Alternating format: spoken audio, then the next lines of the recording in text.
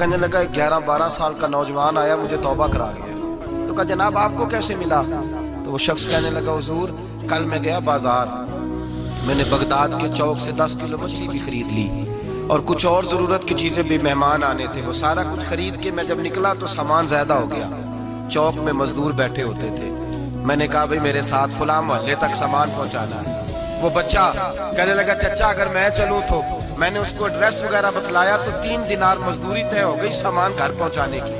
کہتے میرے ساتھ وہ نکلا اور جب رستہ طے کرنے لگا تو رستے میں گرمی بڑی سخت تھی, ظہر کا وقت تھا.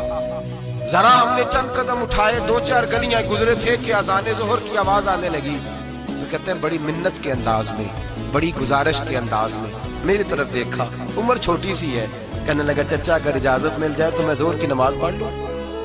کہتے ہیں میں ایک جگہ پھٹے پہ بیٹھ گیا اور گپے کرنے لگا, سامان وہاں رکھا, میں نے کہا پڑھ لے نماز. کہتے ہیں بچہ نماز پڑھنے چلا گیا, باقی لوگ دیر سے آئے, وہ نماز پڑھ کے جلدی آ گیا. میں نے کہا بیٹے تو جلدی آ گیا ہے؟ کہنے لگا اس لیے جلدی آیا ہوں کہ آپ یہ نہ سمجھے یہ کام چور ہے, میں نے نفل چھوڑ دیے ہیں, فارغ ہو کے پڑھ لوں گا. کہتے ہیں سامان اٹھایا, رستے میں گرمی شدت کی تھی, اس کا پسینہ بہنے لگا, میں آگے بڑھا. میں نے کہا بیٹے سامان تھوڑی دیر کے لیے مجھے دے دو, گرمی زیادہ ہے. کہنے لگے میں آپ کو نہیں دے سکتا, اس لیے کہ 3 دینار مزدوری گھر پہنچانے کی طے کی ہے, میں پھر مزدوری پوری نہیں لوں گا, پیسے کم لوں گا. کہتے ہیں میں محو حیرت ہو گیا, اس جوان کی بات نے میرے سارے وجود تھر تھر کبا ڈالا کہ اس دور میں اس قسم کے لوگ. کہتے ہیں گھر لے گیا اس کو, میں سامان رکھا, میں نے کہا تم یہاں ٹھہرو میں 3 دینار مزدوری لاتا ہوں. کہتے ہیں پیسے لینے گیا تو بیوی کو بتایا, بڑا نیک ہے, بڑا پرہیزگار جوان ہے. کہنے لگی روٹی پکی ہوئی ہے, اسے کہو دوپہر کا کھانا کھا لے.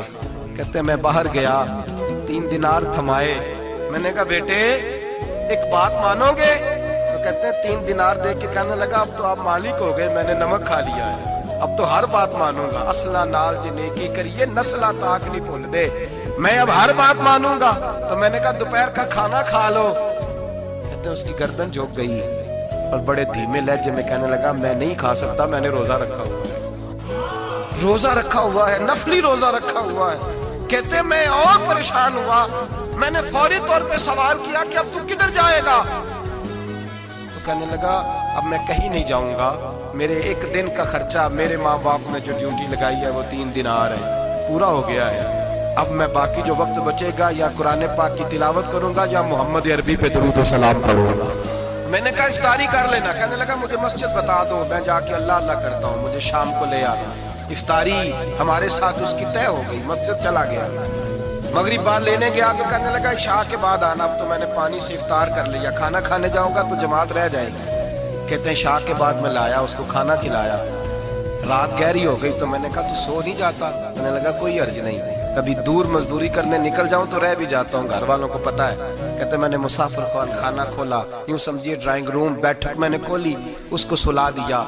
میں اور میری بیوی اپنی معذور بیٹی کو روٹی دینے گئے اور ہم نے جا کے اس کو کھانا کھلایا جو ٹانگوں سے معذور تھی, اور ساتھ کہا کہ بیٹی آج بڑا پرہیزگار جوان ہمارا مہمان ہے, آج چڑھتی جوانی اور تقوی کی روشنی اس کے چہرے سے چمکتی ہے, کیا بات ہے, بڑے ہی اچھے گھرانے کا تربیت یافتہ ہے. کہتے ہیں بچی کو کھانا کھلا کے لوٹے, اپنے کمرے میں سو گئے, بیٹی اپنے کمرے میں لیٹ گئی. ترس گئے تھے کہ بیٹی قدموں پہ چلے. تہجد کا وقت ہوا تو دروازے پہ دستک ہوئی, بڑی بے چینی کے ساتھ اٹھے میاں بیوی, کون ہے؟ بیٹی کی آواز آئی ابا جی دروازہ جلدی کھولیں.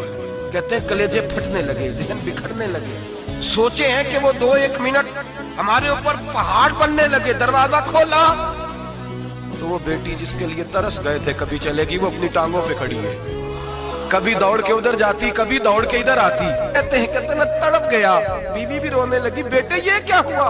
ہم تو مایوس ہونے لگے تھے معاذ اللہ کہ اب تو ٹھیک نہیں ہوگی, کیا ہوا؟ کہنے لگے ابا جی اماں جی آپ نے بتایا نا نیک جوان آیا ہے, نیک آیا ہے, تو میں آپ چلے گئے تو میرے دل میں خیال آیا اے اللہ اگر وہ واقعی نیک ہے تو اس کے صدقے مجھے شفائی عطا فرما دے.